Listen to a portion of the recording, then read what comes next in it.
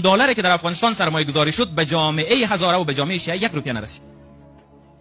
چرا نرسید؟ به خاطر این نرسید که دولت مردان افغانستان، سیاستمداران افغانستان به غربی ها میگفت که جامعه هزاره و جامعه شیعه افغانستان مثل حزب الله لبنان و مثل نیروهای نیابتی ایران عمل میکنه.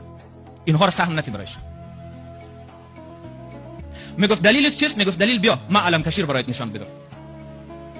مراسم هایی که اینها برگزار میکنه بیا من نشان بدم که همه از ایران کاپی میکنه، مطابق اصل ایران رفتار میکنه. گفت به اینا اعتماد نکنین. در طول بالاتر از 20 سالی که جامعه جهانی در افغانستان حضور داشت ما کوچکترین امکانات بین المللی برای مردم ما میسر نشد. چرا؟ به خاطر از اینکه ما نتوانستیم در مسائل مذهبی خود امو منافع مردم خود را، امو حیات جمعی خود را در نظر بگیریم. بعضی از ملاها بر اساس اونمو درس هایی که خوانده بود، بر اساس اونمو روایت هایی که شنیده بود، اونمو را آورد در افغانستان کاپی برابر اصل صدور انقلاب در افغانستان ترویج کرد. اندیشه مبتنی بر صدور انقلاب. ما بحث های علم کشی و سرک بند کردن اینا را شما پیش از انقلاب 57 ایران اصلا هیچ نمیدیدین.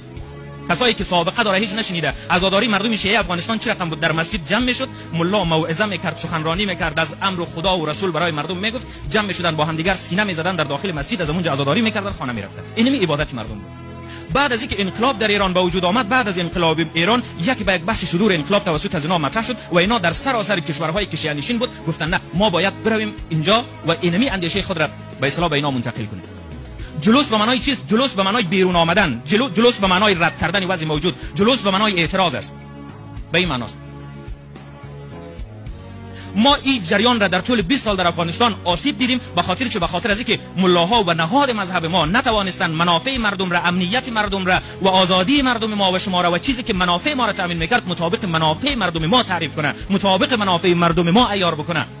ما نمیتوانیم با اندیشه صدور انقلاب زندگی کنیم به دلیلی که منافع ما با او اندیشه فرق میکنه، به خاطر اینکه تفکر ما با او انقلاب فرق میکنه، به خاطر اینکه هویت ما با او انقلاب فرق میکنه. ما آمدیم همه ما همین لحظه‌ای که در استرالیا هستیم، هزاره هایی که در افغانستان است، هزاره هایی که در ایران است، هزاره هایی که در پاکستان است، شما یک بار سرنوشت او مردم را ببینید. سرنوشت او مردم برای ما نشان میده که هزاره یک جامعه بی دولت، یک جامعه بی حکومت، یک جامعه بی حکومت نمیتواند شورای انقلابی بدهد به خاطر که شورای انقلابی خود از او مردم را نابود میکنه. ما با همین طرز دید یک تعداد آمدن در استرالیا شروع کردن با اینمی وضعیت. شما را به خدا در سالهای پیش همین لحظه یک تعداد در جریان امین است که مستندسازی کنه از رفتارهای مذهبی ما. چرا مستندسازی میکنه؟ به خاطری که جریانی که ما با این مشکل ندارم که در ایران حکومت چیست، ما اصلا نه به خوبیش کار دارم نه به بدیش کار دارم، ولی ایرا میدانم که ما اگر مطابق او معیار رفتار کنیم ما آسیب میبینیم، ما نابود میشیم، ما ضرر میکنیم، ما در جامعه استرالیا هضم نمیشیم، اعتبار برای ما به وجود نمیآید. در کویت پاکستان ما یک اتفاق داریم به نام 6 جولای. هزاره ها در پاکستان در عالی ترین نهادهای ارتش، جنرال موسی خان هزاره معروفه، رئیس ارتش پاکستان بود. هزاره ها در فوج پاکستان قدرت داشت، نیروی مورد اعتماد بود، موقعیت داشت، قدرت داشت تا که این حوادث در ایران پیش آمد. بعد از انقلابات ایران یک به یک تعداد ملاها در کویت پیدا شد، آمد گفت ما خودش آزاد میکنیم.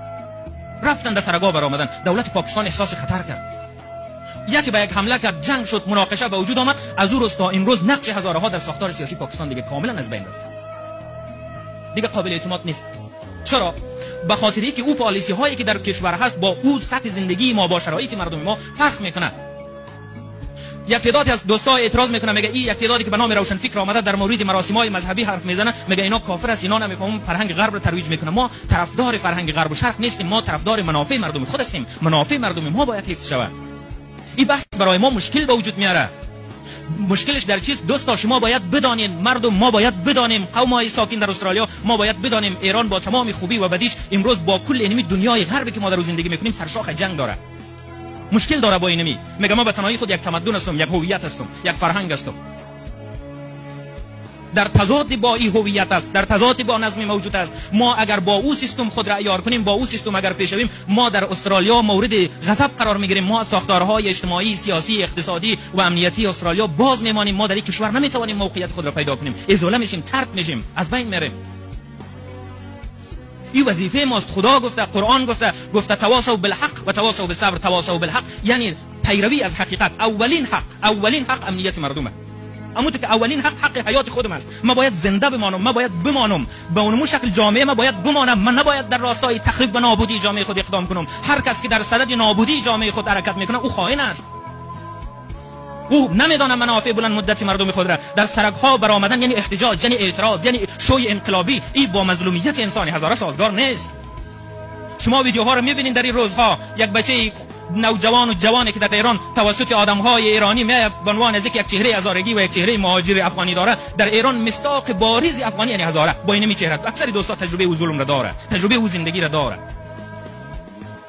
او مردم با چی وضعیت زندگی میکنن؟